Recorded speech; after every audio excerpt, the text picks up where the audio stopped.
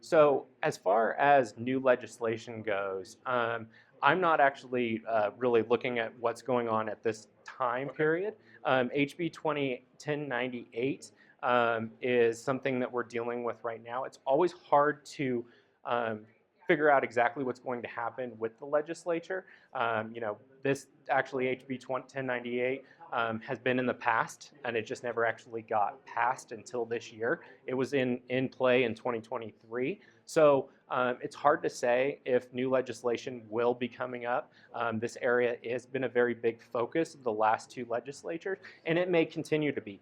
I think in this realm and as far as things go, the interesting thing or the things to be paying attention to is that when you have a new law that rewrites essentially a lot of what's been done, there hasn't been case law, there has not been things to interpret it, and also there hasn't been tweaks to be made. So I could foresee, and probably what will happen is we will see the legislatures making tweaks to the current situations, and then we'll also have the courts being decide, what certain things mean or what is actually required under these, because there's a lot of ambiguity right now.